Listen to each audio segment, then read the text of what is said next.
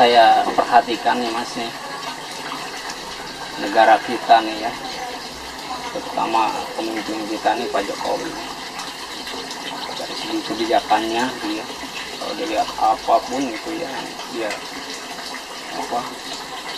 beri kebijakan di negara ini sepertinya makin hari itu makin tidak jelas kalau rakyat yang merasakan itu yang di bawah. Segi ekonomi lah gitu ya, makin hari kan makin terpuruk kebanyakan.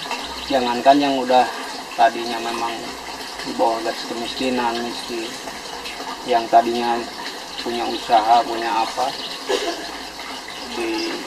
diakibatkan dengan PPKM dan sebagainya, kebijakan itu justru menambah rusak kondisi di bawah itu. Banyak yang pengusaha jadi hancur, jadi tidak punya usaha, apalagi yang tadinya memang tidak punya usaha. Kebutuhan masyarakat makin tinggi, sementara daya beli makin rendah, makin tidak ada karena yang tidak usaha. Juga tempat-tempat usaha banyak ditutup kan, gitu ya. Makin susah sekarang. Kalau kebijakan yang dipikirkan oleh dia itu pembangunan aja, sementara yang dibawa.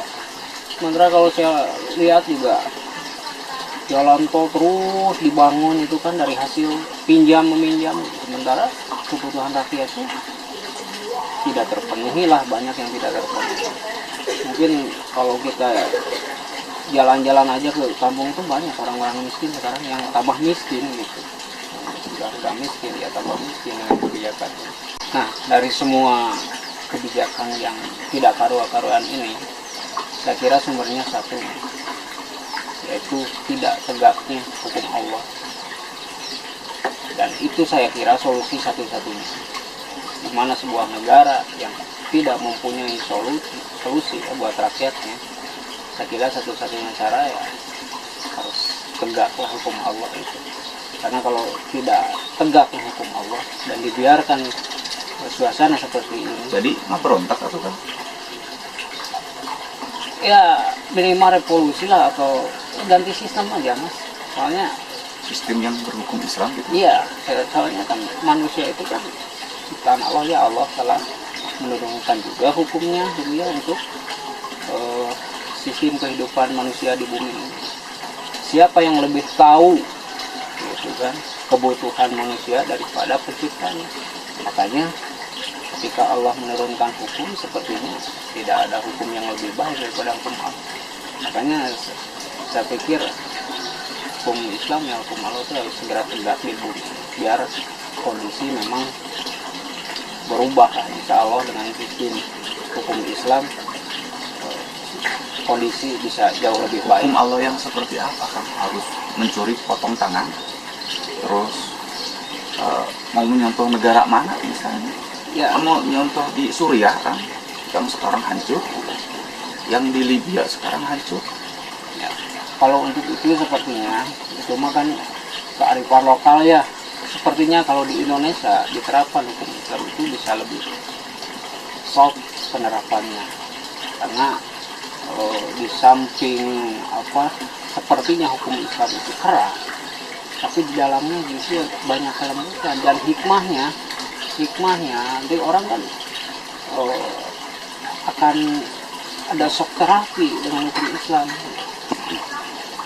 Seperti di Aceh ya, seperti di Aceh ketika ada orang yang berzina lalu dirajam di bawah, otomatis saya yakin bukan menghilangkan perzinahan, tapi minimal pembinaan menurut, dan lama-lama mungkin bisa juga hilang dan sebagainya.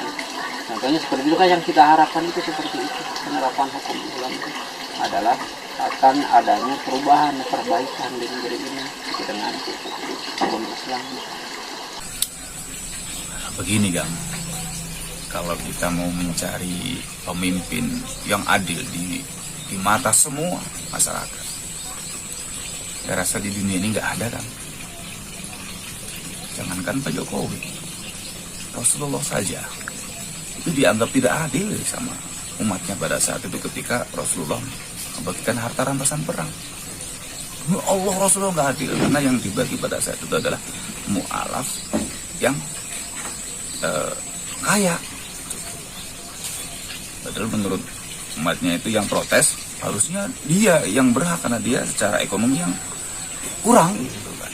Dan Rasulullah sudah bersabda pada saat itu, kelak nanti ada orang yang bacaan Qur'annya, mau kita nggak ada apa-apanya, bagus, habis Qur'an, tapi hanya sampai di tenggorokan. Jadi kita sebagai masyarakat, tugasnya adalah mendoakan pemimpin kita. Bukan nggak berontak, tapi atas nama revolusi. Indonesia ini sudah sesuai hukum Islam. Pancasila itu di dalamnya sudah memuat dan itu dirumuskan juga oleh para ulama kan.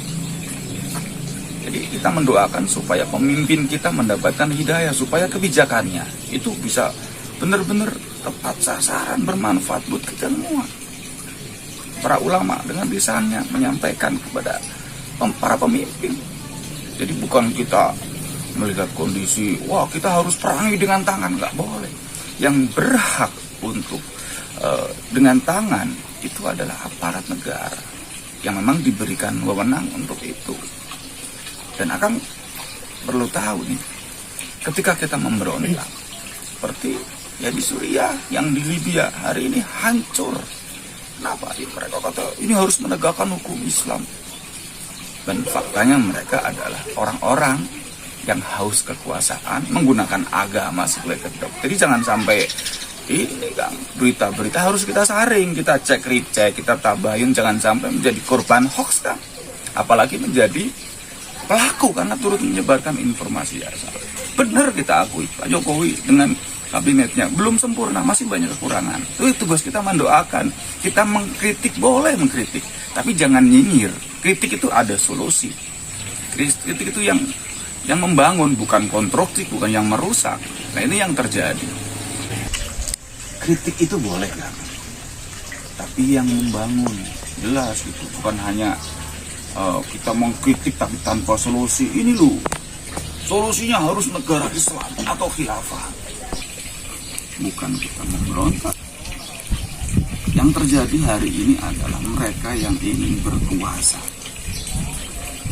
dengan jalan menggunakan agama, dipolitisasi sedemikian rupa, sehingga masyarakat-masyarakat yang memang punya latar belakang kecewa mau bergabung mereka. Kalau saya bilang ini, mereka adalah pemberontak yang mengatasnamakan agama. Jadi jangan sampai terprovokasi, negara ini akan semakin tidak aman. Dan kalau tidak aman, mana bisa kita beraktivitas dengan baik. Jadi kita harus waspadakan, walaupun yang disampaikan agama, wah ini membawa kitab suci. Tidak semua orang yang mengaku beragama dan membawa kitab suci itu benar. Sayyidina Ali tidak, hukum Islam ini harus diganti dengan hukum Islam, dengan sistem Islam. Karena kebencian dalam dirinya dibunuh. Lah hari ini banyak sekali saudara seperti itu. Jadi jangan sampai ikutan, jangan sampai dengarkan. Yang kedamaian. Jadi kalau ada yang kita harus begini, harus revolusi, kita harus ganti negara ini dengan negara Islam, dengan sistem Islam. Hari ini sudah sesuai dengan hukum Islam. Kita juga ibadah bebas aja, mau berapa rakaat, mau semalam nggak apa-apa. Jadi kita harus terbuka bahwa kita harus lihat fakta yang sebenarnya. Justru dengan adanya pembangunan tadi yang akan sampaikan, sekarang ada jalan tol yang tadinya nggak ada akses, yang tadinya berjualan hanya di luar, sekarang bisa tembus, bisa lintas, bisa meningkatkan ekonomi masyarakat. Masalah dari ngutang dari mana, ya nggak masalah. Ngutangnya untuk pembangunan daripada ngutang terus dikorupsi, ya itu yang bahaya. Itu, jadi kita harus kritis Kang terhadap informasi yang kita terima, karena hari ini berita hoax dengan berita fakta itu beda-beda tipis kan. Kalau kita nggak kritis, ya kita akan korban, karena kadang di grup-grup di media sosial tidak semua orasi-orasi keagamaan itu ternyata ya yang mendamaikan. Banyak yang ujaran kebencian, hujatan, caci maki tadi yang sudah asal.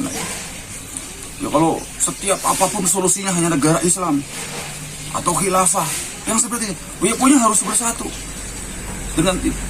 dengan alasan yang tidak jelas, itu kan sama saja kalau menurut saya halu. Padahal mereka sejatinya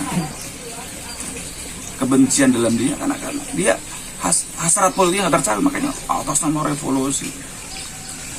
Begitu kan. Jadi sekarang kita harus belajar dengan orang yang benar, yang damai. Tolak ukur agama itu adalah akhlak. Rasulullah turun ke muka bumi untuk menyempurnakan akhlak. Jadi menyenangkan, oh iya ya, ini agama menjadi rahmat. Jadi kalau kita beragama menjadi pemarah kan, berarti kita beragama dengan cara yang salah. Gitu kan.